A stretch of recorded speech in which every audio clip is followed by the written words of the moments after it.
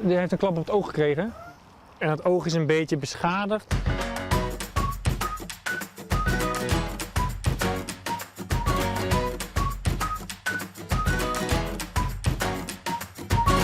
In een nieuwe riege van 6 afleveringen van uw beste tuin volgen we de meesten en bisten van Aquazoo in Ljouwert. Goed zo! Je zocht beste dokter Fokko naar een beschadigd eeg van een tiegerwelp.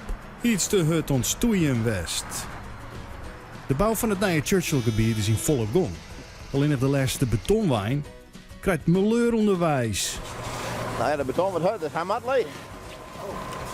En we gaan met Ricardo mee. Die zulde hoenshaaien voor je in het nieuwe waterquaria.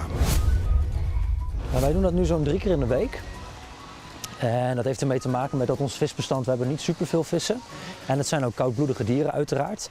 En rond deze periode van het jaar, wij willen ook een beetje meegaan met die natuurlijke cyclus, is het watertemperatuur gewoon wat kouder en dan hebben ze ook iets minder nodig. De visken eten orenvisken. Ja, dit zijn visetende vissen inderdaad, dat klopt. Ze eten niet alleen maar visjes, dus we krijgen ook nog wel eens schaalschelpdiertjes, zoals garnaaltjes en zo nu en dan wat mosseltjes. En die mosselen die zijn vooral belangrijk voor de Noordzeekrab die ook in het aquarium zit. Maar we hebben er bijvoorbeeld ook tongetjes en botjes in zitten. En die hebben ten eerste een schuin bekje en een veel kleiner bekje. Dus dan snijden wij de sprotjes ook vaak in stukjes, want anders dan krijgen ze het niet binnen.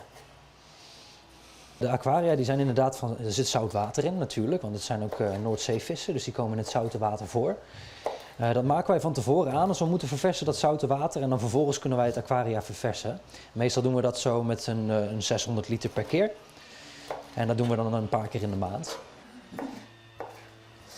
Mooi. Dan pak ik even een bakje om het in te doen en dan gaan we die kant op. De aquaria steen in een nieuwe wateromte werd nog druk ombouwd wordt. Ik kwam bij jullie even vragen waar ik allemaal al overheen mag, want ik wou de dieren hier gaan voeren. Het liefst nu gewoon over beton.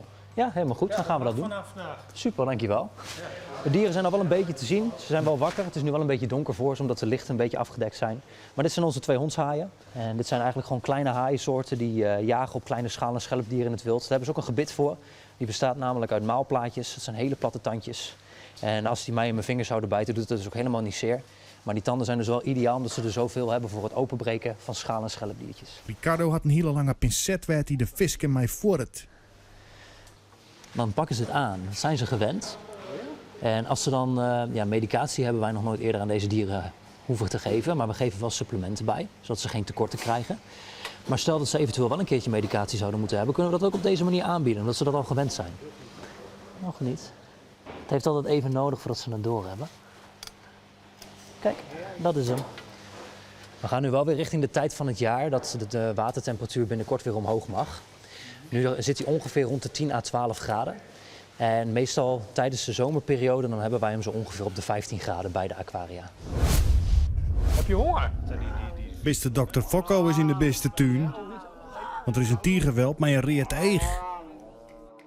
Die heeft een klap op het oog gekregen en het oog is een beetje beschadigd. Niet heel heftig. Dus we noemen dat hij eerst had hij een bloeding in de voorste oogkamer.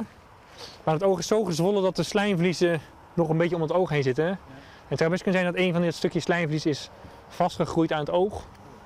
Ja, kan gebeuren, is niet zo erg. Maar we gaan nu even kijken of het echt zo is. Wils beste dokter Fokko zien verdovingspielkers helpt, zorgt Mandy ervoor dat de tiger alleen nog in een hakje komt. Goed zo, meisje. Jij moet even binnen blijven. Ja, jullie mogen allebei wel die kant op. Zonder mama is het allemaal spannend, hè?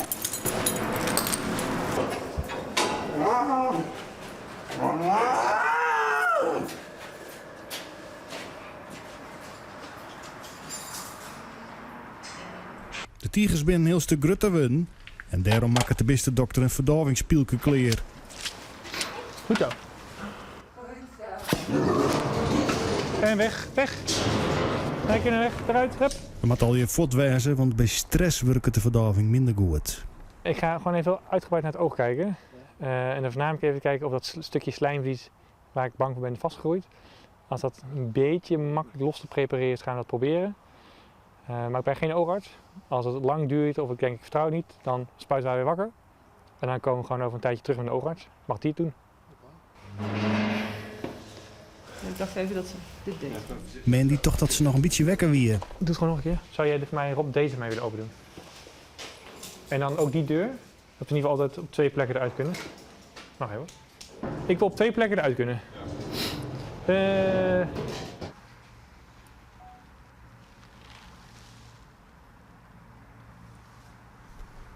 tegen wordt even goed besjoen en een foto maken. Iets minder.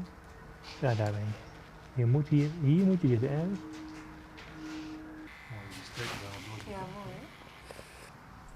Als het clear is, kan de tiger weer heel hut wakker spuiten worden. Bij een soort van chingif. Ja. Goed zo. Goed zo. Hey. Hoppok. De ketamine werkt nog, logischerwijs. Maar ze heeft heel weinig ketamine gehad voor haar gewicht. Dus dat zou geen probleem moeten zijn. Mag ze over 1,5 uur eten? Ja. Eigenlijk wat kiezen die op ogen geweest. Dat was het echt niet meer eerder.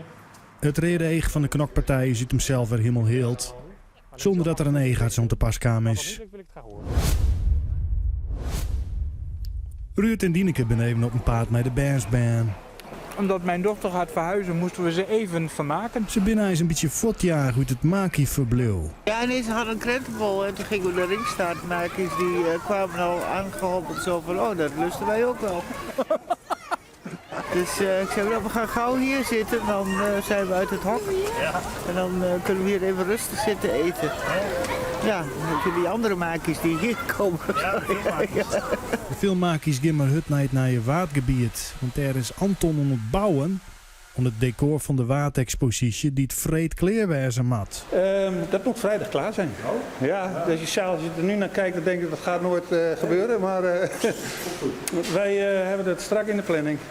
Met EPS proberen we hier een strand en met duinen, stuifduinen na te bootsen. Aha. En het totaal van het beeld is dat je eigenlijk de suggestie hebt van een duinlandschap.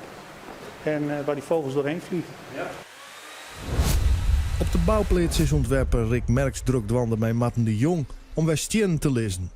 Rick vreeg hem al of de wetterbak wel heeg genoeg wordt. Als ik aan deze kant kijk van het grondwerk, dan kan hij het niet zo hoog opstorten als dat eilandje in het midden. Dus dan Ja, zeker wel. Dus dan loopt het toch leeg? Nee, dat is even hoog. Zelfde hoogte. Die beton, die bovenkant beton ligt nou op min 15. En het waterpeil komt hier op min 20. Hier staat er straks een rug in, die maken ze met een laser aan bovenkant op min 15. Maar moeten we doen, die steen moet erin. Ik ben nu met een vleer aan het starten van Beversvloot. Dat vleer. Die komt er nou in. De laatste vraaghouder komt er al en ik denk nog jou 4 en dan hebben we wel dan zit betonwerk erin. En uiteindelijk wordt dit natuurlijk ook een verblijf waar we lepelsteuren en regenboogforellen in gaan houden. Dus 2 vissensoorten. En we gaan daar een onderwater inkijk realiseren. En om te zorgen dat het water enigszins helder blijft, hè, dus niet te veel troebel wordt. Bevers zijn wel dieren die veel vroeten in de grond graven naar klei en dergelijke. Met name het diepe deel leggen we een betonbodem in. Om te zorgen dat je straks onder water ook vissen kunt bekijken. Dus, we hebben natuurlijk de afgelopen week in heel Nederland last gehad van een hele hoge grondwaterstand. En daaroverheen een vorstperiode. Dat is voor de bouw eigenlijk niet heel erg comfortabel. Werkt niet zo makkelijk. Maar hier wordt gewoon doorgewerkt. Echt, ik heb er al verschillende keren aan de jongens gevraagd. Toen zeggen ze, nee, dat is de Friese mentaliteit. Want ja, in Brabant leggen ze het werk stil. Maar ja, ik blijf toch op en neer naar Friesland rijden. Want ja, hier gaat het gewoon echt gestaag door. Dus het loopt echt heel erg goed. Oké. Ja. Ja, goed. Dat hien wij een oorklapje matten. Want de laatste betonwijn stiet stikken langs de sneldiek. Nou, de betonmixer is, die had het bij ons. Dus, nou ja, de beton wordt hard, dus hij moet leeg. Er komt een pomp, betonpomp, die gaat hem leeg pompen.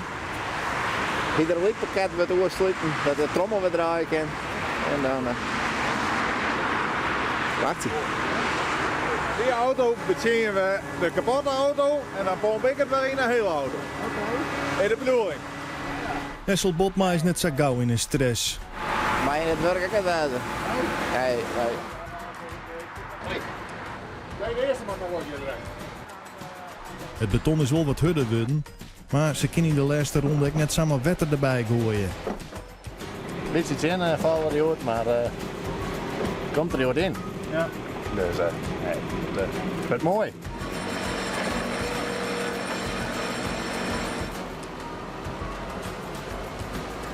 Het goeie is dat de decorbouwers van het watergebied de deadline wel helle haan. De nieuwe waterexpositie is dan ook helemaal klaar.